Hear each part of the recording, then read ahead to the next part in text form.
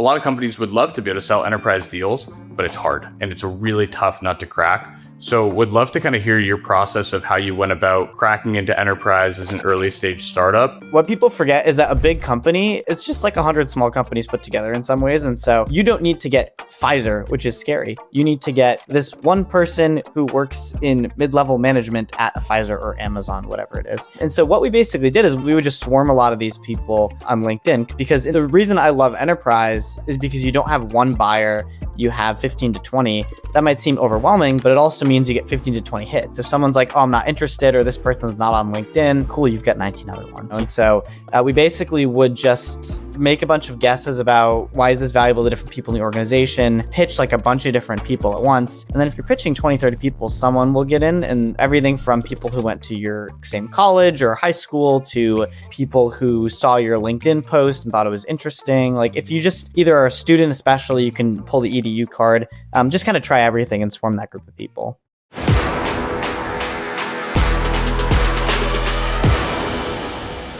Ryan, super pumped to have you here today.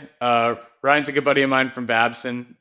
We went to school there, really great school for entrepreneurship. Shout out Babson. But Ryan, absolutely pumped to have you on today.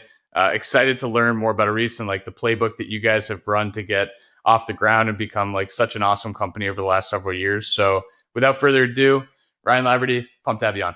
Awesome. Thanks so much for having me, Mike. Excited to chat.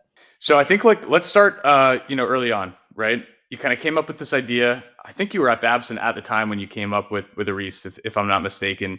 But yeah, just walk us through kind of like the early days of how you came up with the idea of kind of like enterprise level learnings and education and getting people to really level up their skill set across these organizations. Yeah, it's a pretty interesting story. So Arist actually started as a way to teach learning to students in war zones. And so a lot of our work, my co-founders and I was doing work with students in Tanzania. One of my co-founders were doing work with students in Yemen.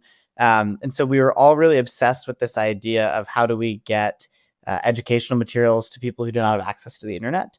My last company, I was doing public speaking coaching. And so I remember there was this one customer in Nigeria where I was trying to get materials to him. Internet in Nigeria is everywhere, but it's very expensive.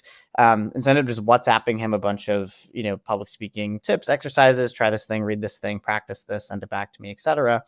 And so a few days later, literally 2 days after that happened, a friend of mine who's doing work with students in the Yemeni war zone came to me and brought up this idea of teaching students over Facebook Messenger. And I was like, oh, that's really interesting, because I literally was just WhatsApping someone 2 days ago because I couldn't reach them on the internet. So fast forward a little bit, the first version of Arist was basically, and it's short for Aristotle, that's where the name comes from, was basically, can we teach someone something through a series of messages, not something gimmicky like tips or tricks, but like actually a foundational amount of information, right? And so we spent some time writing white papers. The first premise was let's get professors to write content and then students abroad to take it. That doesn't work very well because professors make money by teaching a small group of people a ton of stuff. Arist is great for teaching a huge group of people practice reinforcement type of stuff, but not like a theoretical depth of knowledge, right? So fast forward a little bit, the people who need that the most, if you think about the Venn diagram of teaching a huge group of people a small amount of stuff where practice is really important. It took us a few years to figure that out. We can really get into it, but that is, large companies who are rolling out learning and training to thousands, tens of thousands of salespeople, general employees. So today, we serve many of the world's largest Fortune 100 companies, pharma, tech, manufacturing, you name it.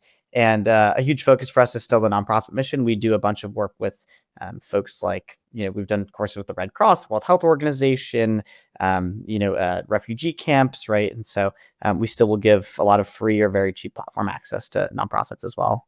That's awesome. And I think that's like a really good place to start, right? So when we think of go-to-market strategy, early days, it's like finding where your market is and where the most receptive customers are and where the most opportunity is to really like have product market fit. So I guess let's start kind of in the beginning, right? Because where you started is pretty different from where you are today, even though there's definitely some overlaps.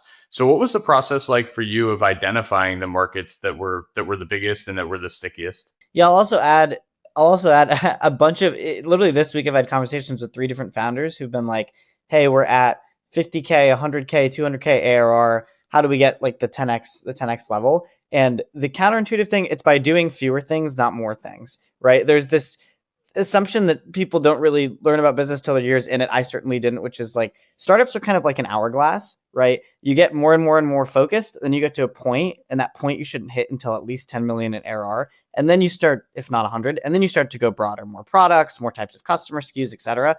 You want to pick the smallest customer market possible who can derive value and pay for what you're doing. And so for us, the way we actually did that, so we went through the Y Combinator Accelerator about 5 years ago. And we literally on a whiteboard said, okay, we're serving 4 different types of customers. We're serving universities and high schools. We'll bucket them into one. We're serving large nonprofits. We're serving creators. So think about like Arist, but teachable oriented, build my own course. And we're serving these large corporate companies. And when we started to make these kind of lines, one of our YC partners said to us, who uses it the most and cares the least about the bugs? And then we kind of put a line of like, can pay for that as well. Okay, when we go through those different SKUs, it became very obvious that large corporate companies, I mean, this is a very innovative type of learning technology. Schools, even nonprofits, are never going to be the first to try that. Big companies have teams dedicated to that, to trying innovative technology, because if they're first, they can beat all their competitors. And so we said, hey, the way something this innovative is actually going to develop, the idea of teaching someone, this is also like right as COVID starting, over a series of messages, even still today, is just crazy, considered risky to some of the world's largest companies. And so I'd say my overall advice there is really just like whiteboard it out and talk to a bunch of different people and be methodical about it. Like make a bunch of hypotheses. Okay, let's say these are 5 different customer types. Why do they buy us? For what? And then we essentially just did a series of 2-week sprints. For 2 weeks, we focused on universities, 2 weeks nonprofits, et cetera, et cetera.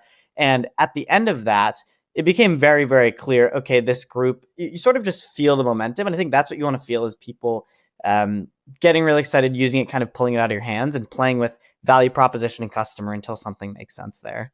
Yeah, I think that's a great takeaway. And that's even something that like we could take away at first touch and kind of apply to our go-to-market strategy. But it's like, okay, go identify the core pillars, right? And that takes time, and it does take breadth and like going wide to figure that out. But then once you've identified kind of the nuances of each of these industries and what is particularly important about one industry compared to another when it relates to your product, like such great advice to go deep and just like forget about the other stuff for a while, go really deep where you can and just nail it. And then you can expand later on. And I think you're right, like if 10 million, maybe even 100 million. In some companies' cases, like at Klaviyo, it was like, probably 750 million, close to a billion before it was like, well, we're going to go out and look at new verticals here and like other opportunities for growth. So with that in mind, like once you decided to go enterprise, corporate, that's something that I think a lot of companies look at. And of course, like a lot of companies would love to be able to sell enterprise deals, but it's hard and it's a really tough nut to crack. So would love to kind of hear your process of how you went about cracking into enterprise as an early stage startup. And if you have any like maybe stories or learnings that would be applicable. Sure. Yeah. Well, I'll talk about, there's really 2 big pieces here. The first is like the chicken and egg problem of a large enterprise wants an enterprise grade product, but we need large enterprises in order to raise money or get money to build an enterprise grade, which is totally valid. So, a Fortune 100 does not have to be your first customer, but I mean, what we basically did was a combination of, different large companies we learned could try things or pilot things at different levels or show levels of interest without going through a full security revamp, etc. Depends on your tech and how integrated it is. What we basically did, so like today, Arist does a lot of Slack and Teams. We've got to be embedded in a company to do that. Originally, it was just SMS, WhatsApp. We basically went to your Amazons and GEs of the world, and I'll talk about that side of go-to-market in a sec, and said, hey, can we basically get like 50 to 100 of your employees to kind of volunteer their personal phone numbers to try this out? You know what I mean? And there's no contracts that need to be signed. There's no anything there. And so we did that with a number of different companies and essentially got like soft pilot LOI type commits, raised some money off of that, and then used that money to go, and that, when I say raise that money, that's like a year of, pitch competitions and then some money from YC from getting in, to go build, enterprise grade product. A lot of enterprise companies too, they'll say they need SOC 2 compliance, SOC 2 type 2. they would, which is a security standard for those who don't know. They do, but they also will, accept like a lower tier if you show them paperwork that you're going to get it within the next year. So there are some nuances to it. So that's usually the first thing I'd say for chicken and egg problem is like, can you get it in people's hands and get people interested enough that when we went in to raise money, we basically had a funnel on our investor deck, and it said, in conversation, in testing and piloting, and like signed LOI or signed pilot agreement for like a 10 or 20K amount, right? And so there is nuance to what companies can actually do. We didn't start selling to like pharmaceutical companies, for example, until we had all that stuff. But so I would say for folks, like, get really creative there. The other thing I get asked about is like, how do you get like Amazon or GE or Pfizer's attention? And what people forget is that a big company is just it's just like 100 small companies put together in some ways. And so, you don't need to get Pfizer, which is scary. You need to get this one person who works in mid-level management at a Pfizer or Amazon, whatever it is. And so what we basically did is, we would just swarm a lot of these people on LinkedIn, because the reason I love enterprise is because you don't have one buyer, you have 15 to 20. That might seem overwhelming, but it also means you get 15 to 20 hits. If someone's like, oh, I'm not interested, or this person's not on LinkedIn, cool, you've got 19 other ones, And so we basically would just make a bunch of guesses about why is this valuable to different people in the organization, pitch like a bunch of different people at once. And then if you're pitching 20, 30 people, someone will get in. And, everything from people who went to your same college or high school to people who saw your LinkedIn post and thought it was interesting. Like, if you just either are a student, especially, you can pull the EDU card, just kind of try everything and swarm that group of people. Yeah, I think that's a great point. And I think like breaking down a large company into a bunch of small companies makes it a lot more digestible. I think the other cool thing is like if you have a conversation with someone at the company and it's not a great fit for their segment of the company, typically they're pretty open to sharing like where they think it could be a better fit. And that becomes like a warm way to break into that segment of the business. And then you start succeeding over there, and maybe you come back to the person that initially wasn't that interested once you've proven out some success in another department. So it's pretty cool. Like once you're able to break in, you're able to expand. And I think for a lot of folks, like they think of enterprise as like we're trying to sell a license to the entire company. But I think you're spot on, right? We've done the same thing at larger orgs too, like Zoom, HubSpot. It's like crack into a team or two or a segment or two, and then the other segments become a lot easier to crack into later. Really smart. So with that in mind, right? Like you mentioned that you started with SMS, and so it didn't need to be a deeply integrated solution. Which has its pros and cons, right? The pro is you don't have to do as much security and compliance work with enterprise, which can really slow a deal down. The challenge is it's not directly embedded into their workflow systems of the company.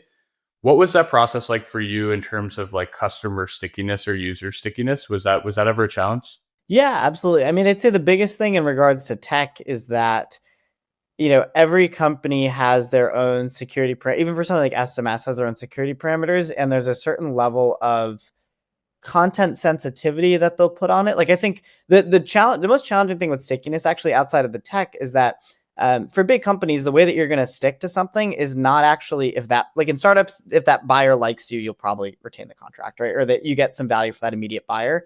In enterprise, you might lose customers because you are incredibly successful with that team, but someone 3 levels up decided to cut the entire budget that their function is under, And so I say that because we call it internally just business critical, and that's not a new phrase, but we always try to be tied to something business critical for the company. And so again, let's say I'm a large pharmaceutical company. That means something commercial, like how do I sell a new vaccine or drug or something similar, right? In tech, similar thing. And so I think the hardest part about stickiness was that it was a really cool tool. People were trying it with like their discretionary budgets, especially as kind of the economy went up and down a bit over the past few years. People's discretionary budgets got cut, and so we had teams where they said, "We're sorry, you are our most used tool. You're a most highly rated tool, but this isn't linked to one of our core strategic pillars that our CFO just laid out, and so she's cut."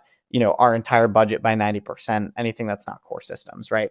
And so I say that because for us, we actually even stopped serving customers that were objectively successful with the product because we were just like, we care deeply about retention. We only want to be with companies who are going to use us for 10 years.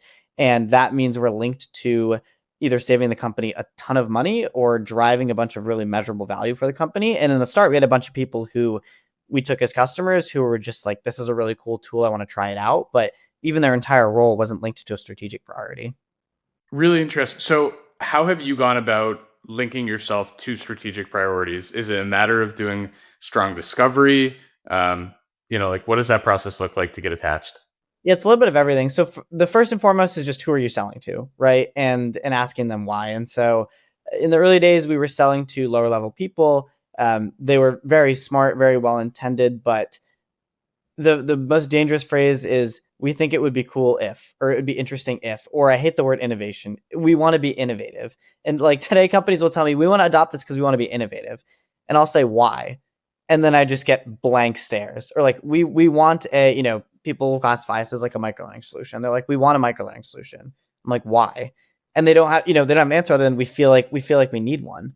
And so for us, a lot of it, it's a few fold. One is educating customers about, okay, this is, you're spending X amount on your sales kickoff. If you spend 1% of that on even reinforcing the things after, the amount of actions your reps are going to take are 33% higher. Two is you have to arm your stakeholders to talk about that, right? Put it into decks, put it into ROI calculations, like give that to them. And then three is, you bluntly just have to be working with the type of person, or at least have a line to the type of person who can make that pitch to the right people, right? Like we would even say, okay, we know we're working with the director level, but we're not going to sell a deal unless we have a line to a VP level or a C level, even if we've just talked to her or him once or twice, because then we can go back and update them on some sort of cadence. Here's how this is going. Here's the impact this is having. And even after you sell, like keep communicating that value. Because again, otherwise, every company every 2 years, if they're well run, is going to go through and say, okay, what was a cool tool we're not using? Let's go cut it. Yeah. And I think especially as a founder, right, where, you're excited about your own product, you're excited to hear positive feedback, and you can like really easily get happy ears like, "Oh yeah, this is awesome. We're really excited about this." I think like it's such a great point. You almost have to work extra hard to disqualify early to understand how big of a priority it is, because projects get pushed all the time because people are excited about it or because they want to try it, but ultimately like those are the accounts that have the biggest risk for churn. So it's like working extra hard to DQ. I love the example that you gave, right? Like, why is innovation important? And if they don't have a good answer for that, that's like such a clear signal that it's potentially trouble. And that there's a lot of work to be done to figure out what the priorities look like. So let's talk a little bit about kind of like your sales motion, right? So you identified the market, you started breaking into the market. It sounds like you were going like more mid-level, and then you realized, okay, we got to hit the higher level people, or at least have them aligned on the project. Um, Understanding that you guys still do a lot of founder-led sales today, what does the process look like for getting sales folks kind of intertwined into that go-to-market motion? Yeah, so we do, well, a few different things. One is, we do have a sales enablement product. And so we will get a lot of our reps taking courses on what our product is, how to use it, right? Just kind of understanding. Like, I think the benefit of what we do is just pulsing this thing out to reps all the time. And so, tactical tips, win wires. We have the benefit of, we don't have most of our customers have 5,000 person sales team. We are not in that camp. And so it's still pretty handheld. Things that have been really helpful. So when reps come in, first shadow every deal. Like we hired a rep a few weeks ago. We have her sitting on every single deal. We've done that with reps in the past.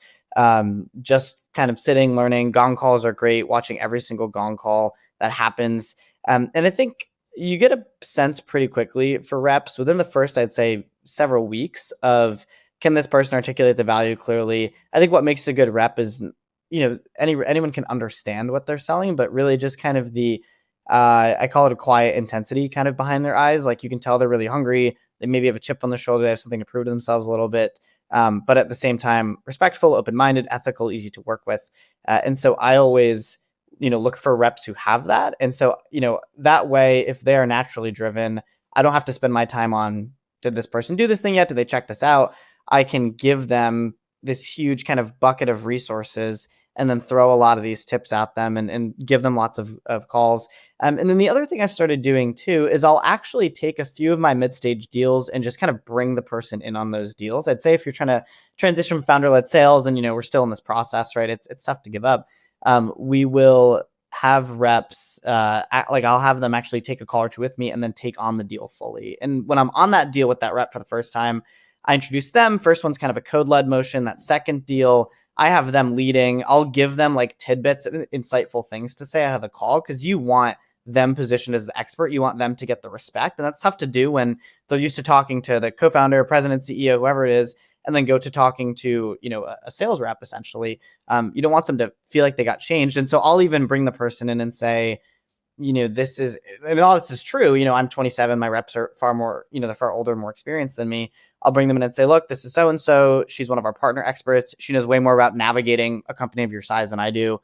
She's going to help us going forward for this and that. And so I think like it's on you to put them off on good footing and then to still be involved. And then sometimes you will have to come back in, if someone might not respond to an email, you come in and, but I think that, for reps, confidence is everything, right? And if you can get them, if we have a 6-month sales cycle and I can hand a rep a deal 3 months into his, 3 months progressed when they're only a few weeks in, they can close something in the first 3 months.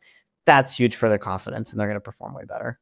I think that's like a really kind of special take there. I think some founders are like, look, I want to take all the biggest deals. And part of it is like, worry about paying out commissions or worry about, the bottom line or top line. I think setting reps up for success is huge. Early confidence is massive too. And I think like building a winning culture is like, we want our reps to win. And the companies that typically do the best from all the conversations I have is like, I want my reps to make as much money as possible. And when like leadership has that, like the sales reps can feel it. And it's such like a tangible thing. And it makes people so much more motivated to work hard, knowing like, look, like they want me to succeed, that they're pushing deals my way early. It's like such a great way to get off on a good foot rather than like, all right, you're starting from zero, go build your book of business and like go build out everything from scratch. So like giving some early wins is like a huge deal.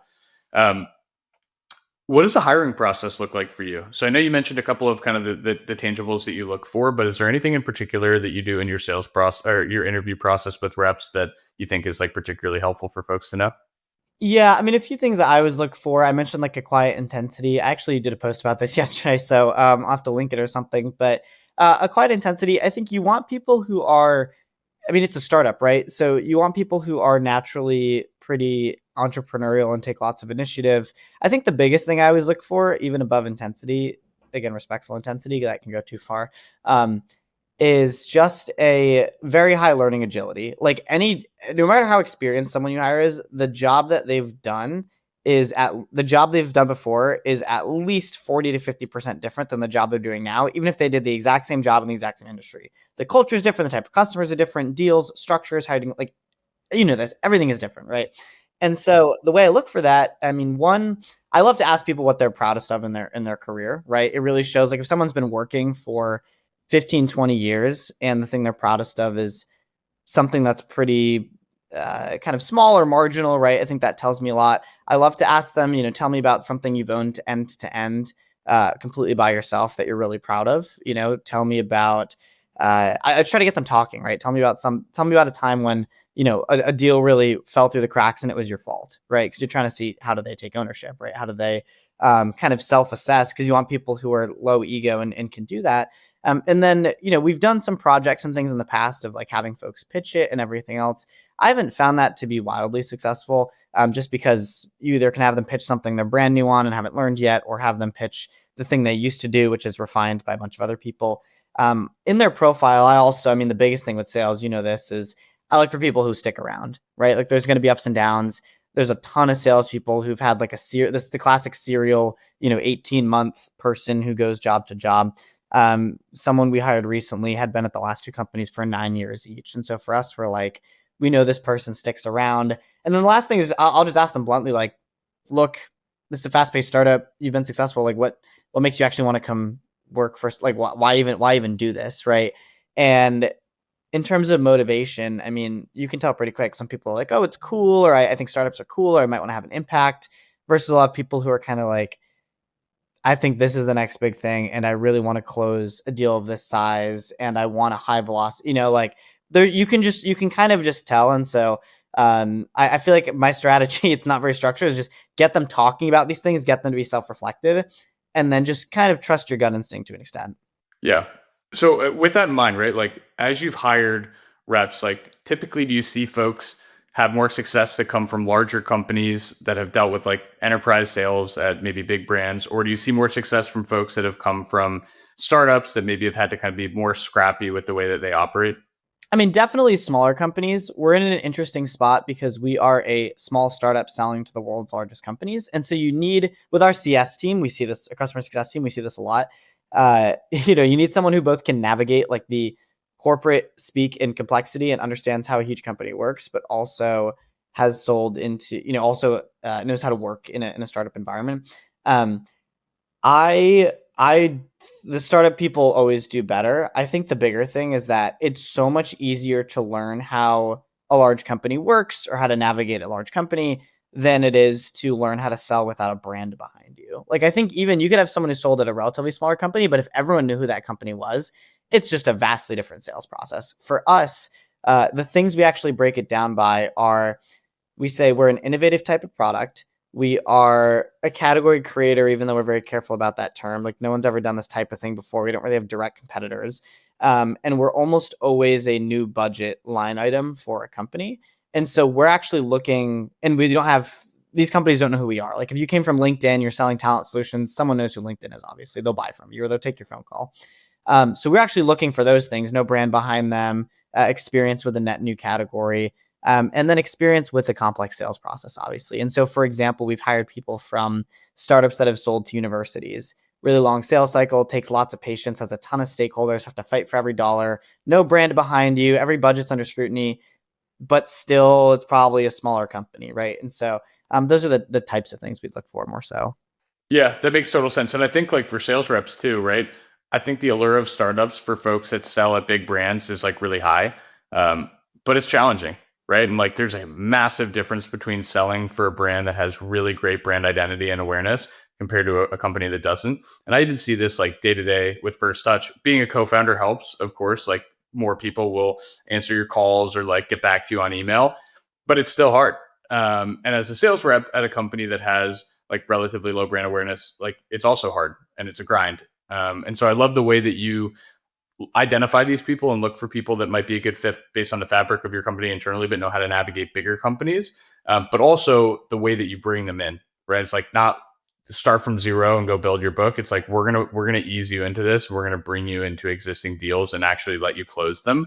I think that's like a great way to kind of balance those two pieces out and create like a really reasonable opportunity for people to get off to on a strong foot. Um, so with that in mind, right, like it's still kind of a hybrid of founder-led sales and sales-led sales. Um, what does your process look like today? Like you guys have a pretty substantial customer base of Fortune 100 companies. Like how has the go-to-market evolved from the early days to where you're at now? Yeah, so I mean, the early days it was literally us DMing as many people as possible on LinkedIn and getting on the phone with founders. Today it's a bit more robust. I'd say for our uh, customer base revenue scale, we still try to keep the team pretty lean and we believe in like a very flat org model. A big focus for us. So in terms of go to market, a few things have worked. One is this sort of swarming motion that I mentioned. So we do a combination of kind of everything. So we'll do basic paid ads and some awareness things there. A lot of like Dripify, the LinkedIn tool, auto connects with people who are in your ICP. A lot of founder LinkedIn content, 20 to 50,000 impressions per week. That's all free, right? We use our company LinkedIn page. So that's all on the awareness level. On the engagement level, we do all the basic stuff. We've got something that's sitting on top of our website, collecting emails and LinkedIn's of people who visit. We have a newsletter for people who opt into it or download something from our site. We've got some mid-funnel content. And then we also do a lot of conferences. There's like salespeople all know each other. There's big conferences. We'll do events. And then we also have an advisor network. And so we lean on them a ton. Like if someone is a really seasoned advisor in the space, we'll basically say, look, we don't want you to ever introduce something you don't believe in, but we would love if you could introduce us to these 10 people. We're going to show this to you. If it's something you'd use yourself, introduce us. If it's not, then and you don't believe in it, then no need to introduce us.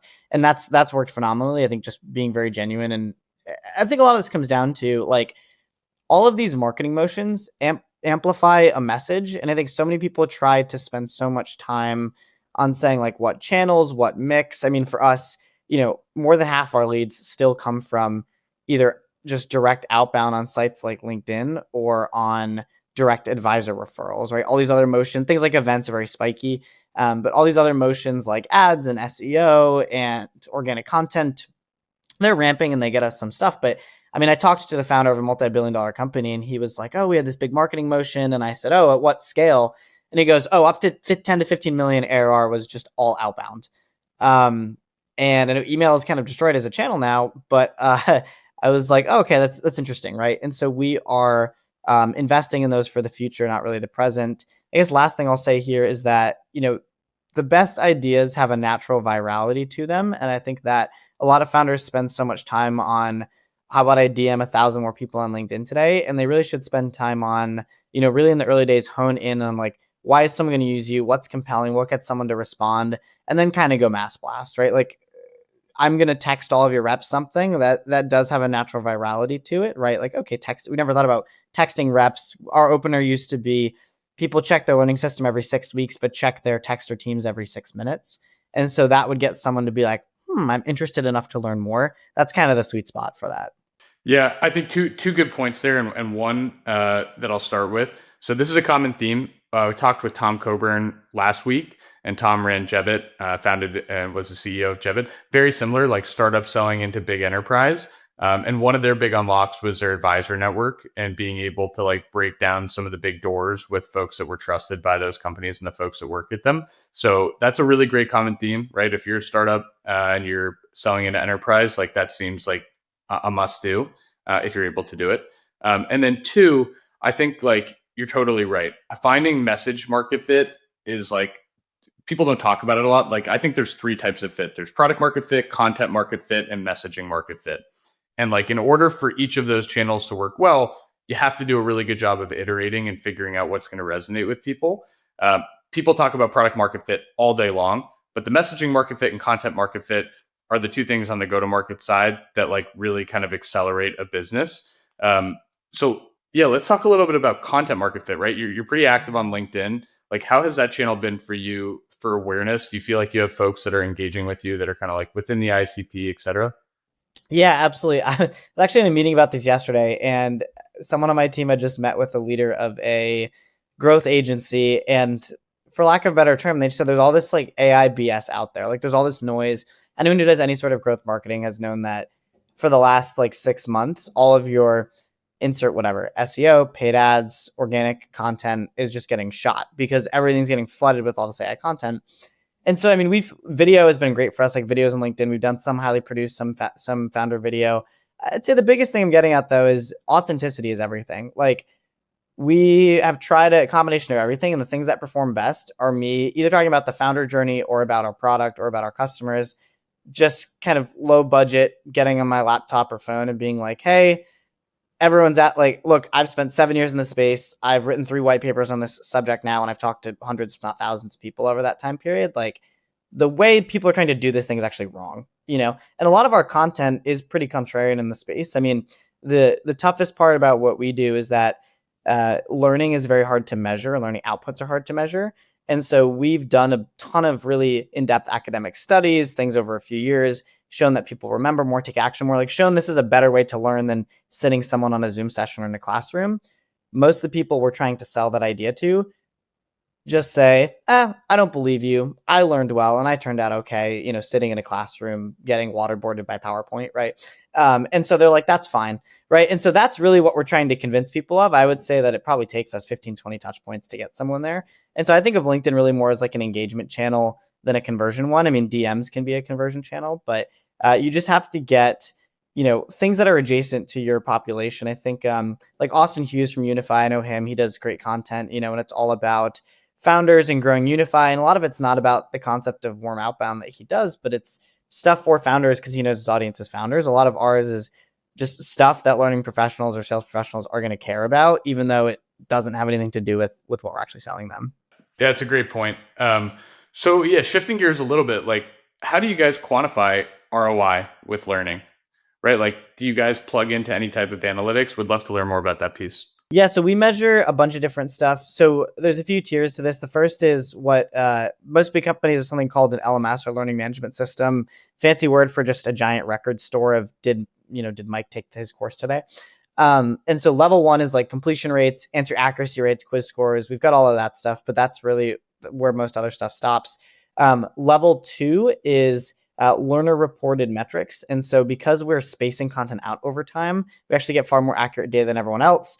E.g., Mike took a video, answered the questions. That's said he knew it. That's great. We're measuring response to confidence, sentiment, quizzes on day 1, day 5, day 10. And so we can look at your progression over time and how much of that you've forgotten over time. So that becomes valuable too. Tier 3 is, open-ended scenario response questions and how you do on those. And so we have AI go grade. For example, I'm a salesperson taking a course on business negotiations. Someone walks in, said they want a 20% price reduction. Describe to me in Slack or Teams what you would do in that scenario, right? And then tier 4 is something iterative measured by a manager, someone's grading you, someone's coaching you, right? Something that's more live or interactive. We really get up to the third level there. Most learning tools only really get up to the first level. And so we will, we don't do like a live measurement with managers. Or working on some really creative stuff with AI to be able to do that. But really our focus is on, can we prove to you that someone got their level of competency and proficiency up to a objective level far faster than if they were doing anything else? And then can we get you to the level faster where you're ready to go talk to a coach, talk to your manager, et cetera? Cool. So I would imagine like having been a sales rep, right? And like, there's a ton of sales enablement coming my way. It's like, hey, read this document. Hey, look at this video, educate yourself on this new product that's coming out. And like the reality is like as a sales rep, a lot of that falls on deaf ears, especially for reps that have been there for a while, right? It's like, I know what I'm doing. Like, I don't need to look at this. I don't need to spend my time here. I would imagine that's a challenge for you guys, but also a big opportunity. How do you guys align with leadership to enforce adoption and make sure that people are actually completing, the courses that you provide and the quizzes that are kind of created as well? Yeah, reps are super competitive. So we've actually, I mean, one of our customers, they're a massive global pharma company. They will literally take a leaderboard of regions and then just pulse that out to everyone every week. And they're like, hey, Northeast US is doing well this week. And, someone misses a question and we'll be like emailing our support inbox angrily, like, hey, wait, this thing didn't work or something. Like if we, we had a deployment where we had sent for this course, like 130,000 messages, and we had an error with like 18 of them. And of those 18, like 11 or 12 people emailed the support inbox, and so we're like, okay, that's a really good place we want to be, right? The average adoption rate for learning tools today is about 15 to 20% license utilization. For every license you buy, 1 out of 5 people will use them. Ours last year was 124%. And so I think that really comes down to a few things. One is, like I mentioned, a bit of competition. 2 is just relevancy of good content. Like there's a lot of bad stuff out there. It's way more bite-sized when it's an Arist, right? And then 3, really the biggest thing is you've got to meet people in the tools where they are. Like completing something in Arist means I responded to 5 or 6 Slack message or Teams messages today. Completing something in an LMS means I clicked on 12 different buttons to get to where I wanted, and then this animated video played for 5 minutes, and then I answered some questions. And there's so much user friction and no user experience or learning experience design in that you've already lost 90% of people before they started. Yeah, it's a great point, right? Like when you have those videos and you're like, okay, just trying to wait until I get to the end here, and I'm gonna kind of wing it. But yeah, interactive in the tools that they're already in. Have you guys played around with like spiffs at all with companies? Or are there any companies that are like, yeah, we're gonna spiff out and like, for the teams that complete this or complete it at a high grade, like we'll create spiff competitions and whatnot? Yeah, we have. I mean, I think there's some depending on the industry, you got to be careful with like what you're going to give out to people based on what they do. I think we've seen some success with it. We actually more just morally, psychologically, whatever term you want to use, as a company, try to stay away from like over gamifying or rewarding, because we want the learning itself to be the reward. Like in the early days, everyone asked us, why don't you just copy what Duolingo? Duolingo, I've used it forever. You get a streak and that gets you in there, and then there's a leaderboard, and then there's a this, and you do all of this stuff, and then you come back and you're like, I don't know that I learned a ton of what I needed to learn today, but you got me to come back into this. And so I think you have to balance gamification with highly relevant goal aligned content. And so we actually, I would say, are pretty gamification and spiff and everything and giveaway like light, as opposed to leaning into that just because we want people to say, yep, this is really valuable. We also have a philosophy like, if someone missed a question, it's okay. Like all these learning tools optimize for, Mike has to answer every single question. If you get stuck on one, we'll actually skip it, momentarily, because if you missed a question on day 2, and so I'm not going to let you get the content of day 3, 4, and 5, right? Like if I get you to consume the most amount of content and learning possible, answer the most questions, do the best on them measurably, that's better than answering every single thing. Completely agreed. So it sounds like part of the fabric and DNA of risk is like being able to disqualify early in a process and understand like where the value is.